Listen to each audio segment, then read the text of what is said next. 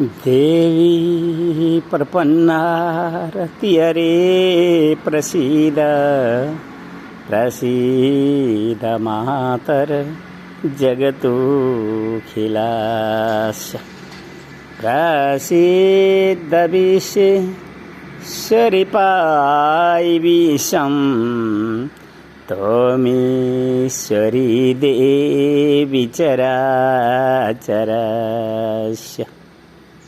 आज 2079 असोजको 6 गते बृहस्पतिबार अहिले बिहानको 6 बजिरहेको छ र हामीले यो गोर्खा राज्य नेपाल जुन वेदको उर्वर भूमि हो, जहाँ प्राचीन ऋषि महर्षिहरूका ती वैदिक शास्त्रहरू आज पनि हामीलाई प्रशस्त रूपमा प्राप्त छन् र हामीले हाम्रो गोर्खा राज्य नेपालको हितका निमित्त हामीले हाम्रो वैदिक समाजको जुन लथालिङ्ग र भताभङ्ग पार्ने बहुदलीय राजनीतिको त्यो फोहोरो परिस्थितिहरू, त्यहाँको अस्वस्थ प्रतिस्पर्धाहरू अनि त्यहाँ देखा परेका जुन राज्य शासनको दलीय भागबण्डका जुन कलहहरू अनि हाम्रो हिन्दू समाज र त्यो हिन्दू समाजभित्र भएको जुन ब्राह्मणहरू, तिनका विषयमा हामी निरन्तर चिन्तन गरिरहेका छौँ।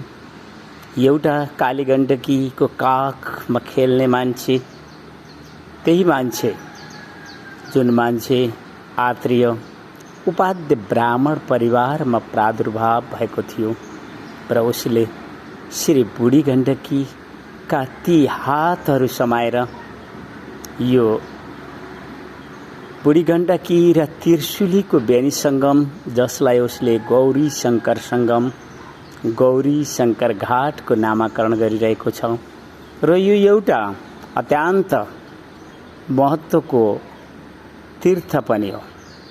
हामी धार्मिक ती देवालय र तीर्थहरू अग्निलाई साक्षी राखेर सङ्कल्प गरिएका भाव र भावनाहरूका बीचमा उभिएर त्यो हामीले जुन सत्यतालाई अनुभव गर्यौँ, त्यो सत्यता हामीले देवालयमा भएका ती हस्तकलाका मूर्तिहरू र त्यहाँ मिल्काइने अक्षताहरू अनि हाम्रो जनसमाजमा जुन चलिरहेका अन्धविश्वासका प्रथाहरू, ती सबै विषयहरूको निकै गहिराइबाट अनुसन्धान गर्ने अवसरहरू, एउटा एक्लो मागन्ते भिखारी जीवनको बाटो रोजेर आफ्ना उच्च शिक्षाका ती बाटाहरूलाई लथालिङ्ग र भताभङ्ग छोडेर म त्यो दिनहरूलाई स्मरण गर्छु जुन यो शरीरलाई प्रादुर्भाव गराउने यो विश्व मानव जातिकै जो सिर्जना शक्ति देवी आमाहरू हुन्। ती आमाहरूले आफ्ना सन्तानको जहिले पनि जुन प्रकारले ममता, माया र त्यो दया, करुणा अनि सम्मानका दृष्टिहरूले देख्छन्, त्यो मेरी आमाले पनि मलाई देखिएको रहेछ। उनका ती आँसुहरूलाई मैले सम्मान दिनुपर्ने परिस्थितिहरू आए।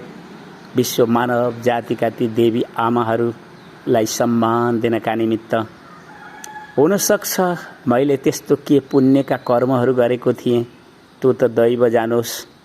तर दैवले म कुन बाटोमा गइरहेको थिएँ उसलाई त्यो बाटो मन परेन। उसले देवालय र तीर्थहरू अग्नि साक्षी राखेर सङ्कल्प गर्ने बुद्धिहरू दियो। मसँग प्रशस्त धन भएको पनि होइन, तर मसँग विशाल हृदयको दिलहरू र मेरो मन कि हाम्रो धार्मिक जुन परिवेश छ त्यस परिवेशलाई बुझ्ने अवसरहरू पाएको थिएँ। त्यसैले मेरो आफ्नो जीवन जिउन लायकको धनले पनि मैले बुढी गण्डकी र त्रिशुलीको यो बेनी सङ्गम, गौरी शङ्कर सङ्गम नामको तीर्थ नामाकरण गर्दै यस तीर्थलाई सम्मान दिनका निमित्त अग्नि साक्षी राखेर देवालय र तीर्थहरू सङ्कल्प गरेँ। आज मलाई के अनुभव भइरहेको छ भने के ती अग्नि देवताले जो कोही पनि मेरो कार्यमा विघ्न र बाधा पुर्याउनेहरू थिए उनीहरूका पुण्यहरूलाई तानिदिएर मतिर ल्याइदिने र मलाई पुण्यवानहरू अर्थात् जोसँग पुण्य छ उनले पाउन योग्य विचार बुद्धि धन जे जति पनि विषयहरू छन् पुण्यात्माहरूले पाउने त्यो पाउन योग्य बनाइदिएकोमा मैले ती अग्नि देवतालाई बार बार कोटि कोटि प्रणाम गर्छु। त्यही प्रसङ्गमा म ती देवी आमाहरू जो विश्व मानव जातिलाई सिर्जना गर्ने प्रकृति त्यो बल शक्ति राख्ने ती देवी आमाहरूका वरद हातमा पनि नतमस्तक प्रणाम गर्छु। नतमस्तक शिर झुकाएर उनका वरद हातहरूमा मैले आफ्नो शिर झुकाइरहेको हुन्छु, हार्दिक दृष्टिले झुकाइरहेको हुन्छु। किनकि मैले मेरो जीवनको एउटा आमूल परिवर्तन प्राप्त गर्न सकेको भनेकै एउटा दैवी बल अर्थात् प्रकृतिको बल र अर्को बल ती देवी आमाहरूका आशीर्वाद र ती वरद हातहरूलाई मैले जब नतमस्तक शिर झुकाएर उनीहरूलाई सम्मान दिने बेसमा प्रतिज्ञा र सङ्कल्पहरू गरेँ। बुढी आमैले मलाई शिक्षा र उपदेशहरू दिन थाल्नुभयो र ती बुढी आमैका शिक्षा र उपदेशमा पहिलो यही नै थियो कि यी देवी आमाहरू प्रकृति शक्ति सम्पन्न हुनाले जहिले पनि उनीहरूको व्यवहार बुझेर मात्र उनीहरूलाई सम्मान दिनु र उनीहरूलाई सेवा गर्नु। तिनी बुढी आमैले मलाई शिक्षा र उपदेश दिँदै यो पनि भनियो कि जो शिक्षित छन्, जो अनुशासित छन् र जो सभ्य पनि छन् अनि जसले ममता माया र सम्मानका साथमा देख्छन् उनीहरूलाई मात्र सम्मान र सेवा दिने गर्नु। किनकि यो प्रकृति विज्ञान एउटा विविधताको कर्मको आधारमा अडिएको हुनाले सबैलाई सम्मान र सेवा दिन योग्य छैनन् र आफ्नो एक्लो मागन्ते भिखारी जीवनबाट रोचेको हुनाले सधैँ एक्लै रहने अभ्यास गर्नु। प्राचीन वैदिक शास्त्रहरूका मतमा उभिन सिक्नु, वैदिक विज्ञानका आडमा उभिएर त्यसका विधि र प्रविधिहरूको प्रयोग गर्नु।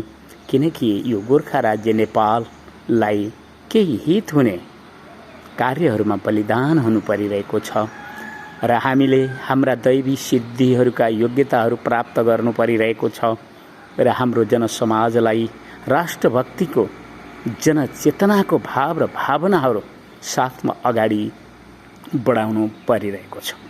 जहाँसम्म अग्नि साक्षी राखेर देवालय र तीर्थहरू सङ्कल्प गरियो यो समाजको सम्पत्ति हो र यो राष्ट्रको सम्पत्ति हो।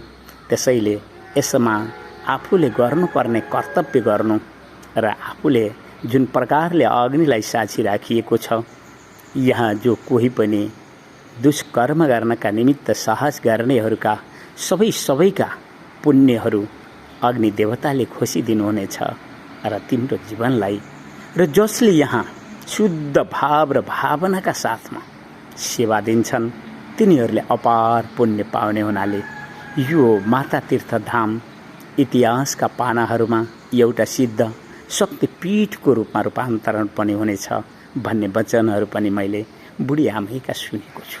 बुढी आमै भन्नाले श्री बुढी गण्डकी र काली गण्डकीको त्यो काख र बुढी गण्डकीको यो हात मैले एउटा आमूल जीवनको परिवर्तनको मोडलाई प्राप्त गरेको अनुभवहरू पनि कहिलेकाहीँ ती अभिलेखहरूमा कहिलेकाहीँ यी भिडियो आवाजहरूमा पठाइरहने गर्छु र मलाई त कुन्नी किन हो कि मेरी माले मलाई सधैँ सधैँ एउटा परिश्रमी जीवन बन्नु र एउटा अत्यन्त सत्कर्मको बाटो मात्र समाउने गर्नु, जनसङ्ग्रह कहिल्यै पनि नगर्नु र यो राष्ट्रको हितका निमित्त आवश्यक पर्ने त्यो जनशक्ति जनबल ती शिक्षित युवा युवतीहरू उनीहरूलाई सधैँ सधैँ साथ दिनु र उनीहरूका साथमा रहेर यो राष्ट्रका हितका निमित्त आफ्ना सत् विचारहरू पनि दिनु, आफ्ना सत्कर्महरूका ती पुण्य बलहरूमा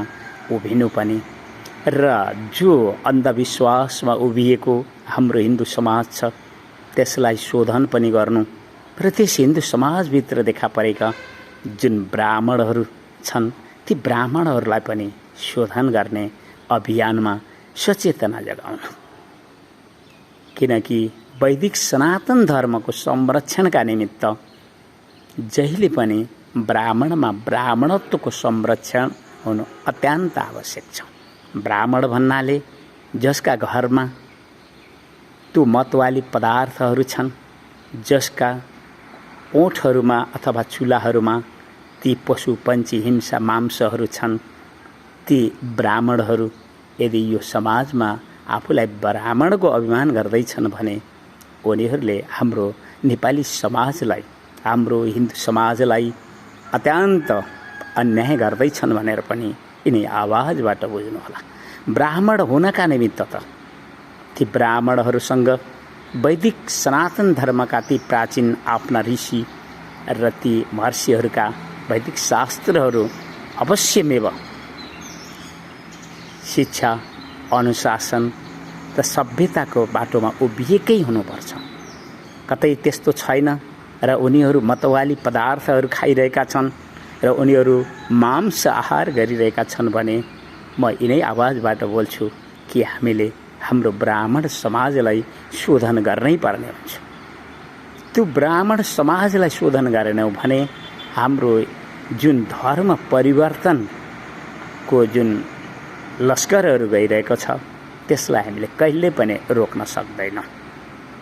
र यो समाजमा यदि तपाईले इतिहासलाई अध्ययन गर्नुभयो भने भीमसेन थापाको समकालीन परिस्थितिहरूमा जुन यहाँका देवालय र मन्दिरहरू थिए, त्यहाँका पुजारीहरू सबै ती थापा मगरहरू र त्यही वर्गका जनजातिहरूलाई नै त्यहाँ पुजारी बनाउने परम्पराहरू ल्याइयो र त्यो पुजारी तिनीहरू बने र पुरोहित चाहिँ उपाध्य ब्राह्मणहरू हुने गर्दछ।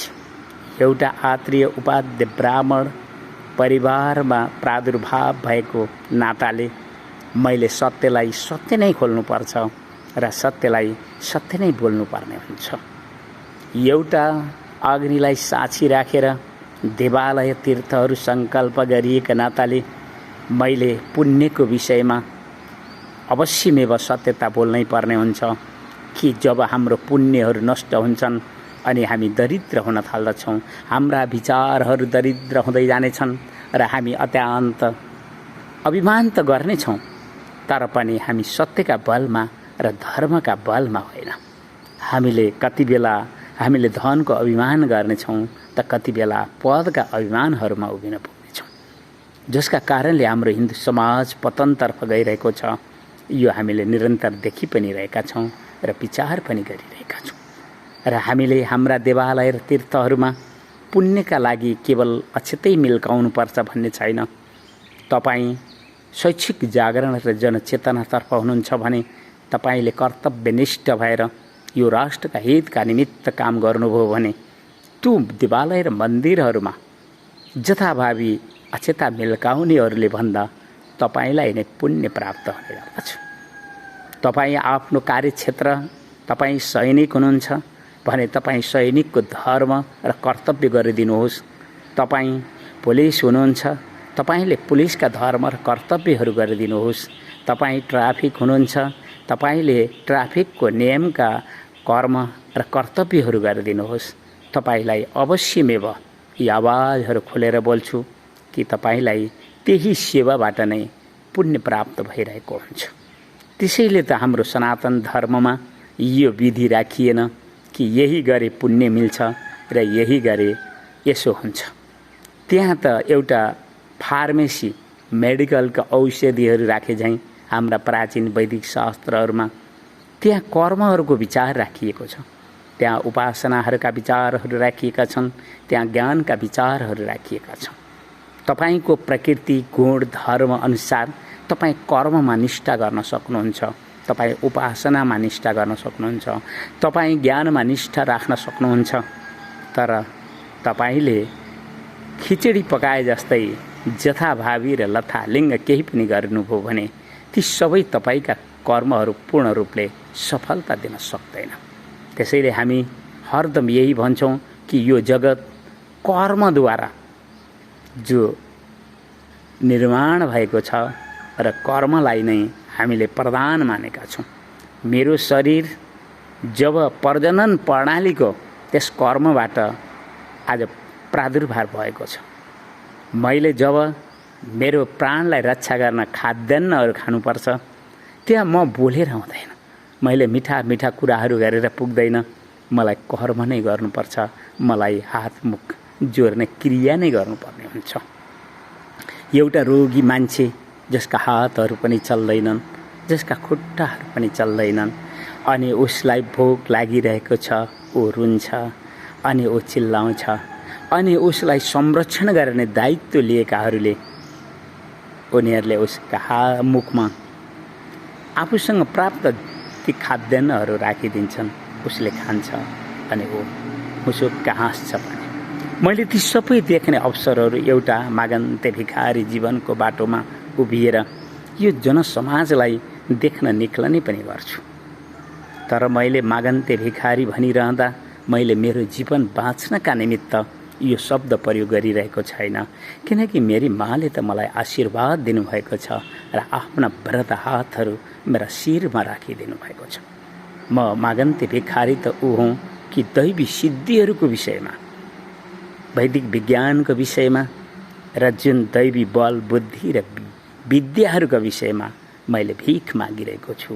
त्यसैले मैले आफूलाई मागन्ते भन्न पनि प्रसन्न लाग्छ, आफूलाई भिखारी भन्न पनि प्रसन्न लाग्छ। र तपाईहरूले जीवन जिउनका लागि भिख माग्दैछ भन्ने नसोचिदिनुहुन यो आवाज पनि गरिरहन्छु, किनकि म अत्यन्त परिश्रमी हुनाले र म कसैका कुराहरू पनि नसुन्ने र म मेरो जीवन यो जगत र मेरो विज्ञानसँग जोडिएको हुनाले मैले कसैका पनि कुराहरू सुन्दैन। मैले अग्नि साँची राखेर देवालय र तीर्थहरू सङ्कल्प गरेको हुनाले मलाई प्रशस्त मात्रामा त्यहाँबाट पुण्यहरू प्राप्त हुने गर्छन् र सबैलाई म यही नै सन्देश पनि दिन्छु कि सत्कर्ममा जहिले पनि अगाडि बढ्ने गर्नुहोस्, आफ्नो कर्तव्य र धर्महरूमा सधैँ अगाडि बढ्ने गर्नुहोस् र तपाईले हिन्दू समाजलाई यदि लान्छनाहरू लगाउँदै हुनुहुन्छ भने आफ्नो आचरण र चरित्रलाई पनि विचार गरिदिनुहोस्।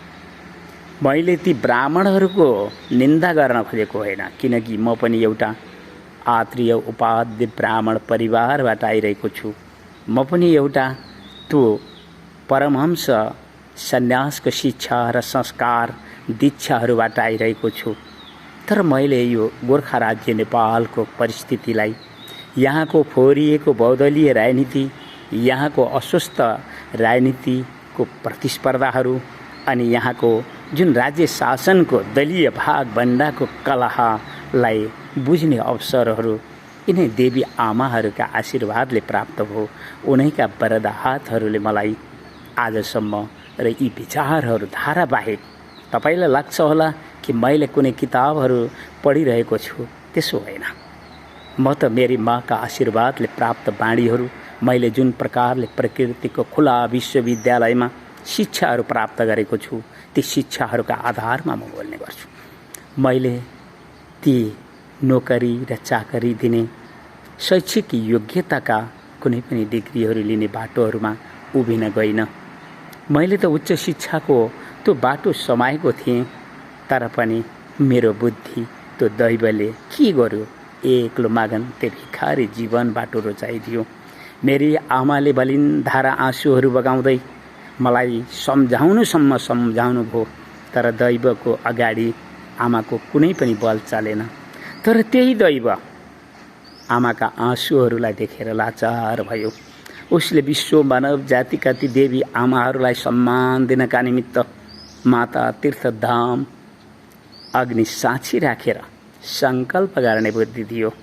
र आज म जुन आवाजहरू गरिरहेको छु, यो त यसै जनसमाजले गरेको र उसले आफूले मिल्काएका पुण्यहरूका बलले म सबल पनि छु, सफल पनि छु। र मैले यो बुढी गण्डकी र त्रिशुलीको तिनै तर्फबाट यहाँ देवालय र तीर्थहरू तयार गर्ने बीचमा प्रतिज्ञा र सङ्कल्प साथ पनि उभिएको छु।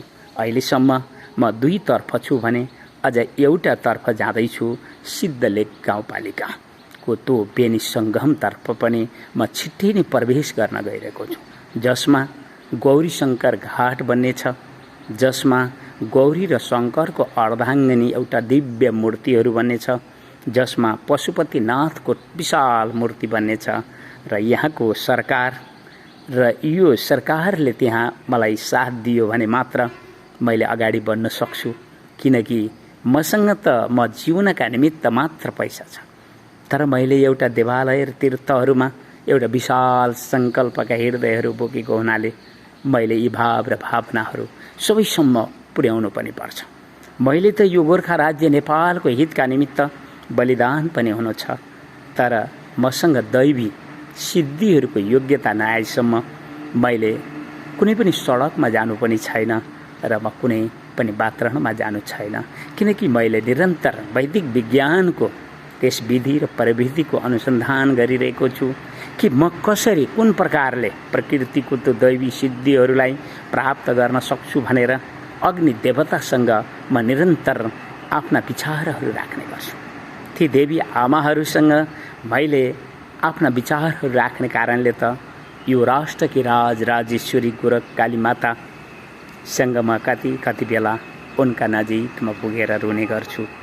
र हेमा, यो गोर्खा राज्य नेपाल जुन हाम्रो इतिहास छ, जुन हामीले यो राष्ट्रको राष्ट्रिय एकीकरणको वातावरणमा जुन हाम्रा वीर र कविहरूले यो राष्ट्रलाई सम्मान दिएका छन्, यी सबै देवी आमाहरूले त्यस्ता वीर र कविहरू जन्माइदिउन् जुन यो राष्ट्रका हितका निमित्त सडकमा उभिन सकुन्, हाम्रो समाजमा उभिन सकुन् र यो राष्ट्रका हितका निमित्त उनीहरू बलिदान हुनका निमित्त सकुन्। मलाई त त्यो इच्छा भइरहने हुनाले आजको जुन दृश्य भिडियो र आवाजहरू मैले त्यसै प्रकारको तपाईँहरूसम्म पुर्याइरहेको छु भन्दै म आफ्ना बाणीहरूलाई यतै रोक्छु। देवी प्रपन्ना त्यरे प्रसिद्ध प्रसिद्ध मातर जगतोखिलास्य प्रसिद्ध विश्वेश्वरी पाई विश्वं तमीश्वरी देवी चराचरस्य। हस्त धन्यवाद।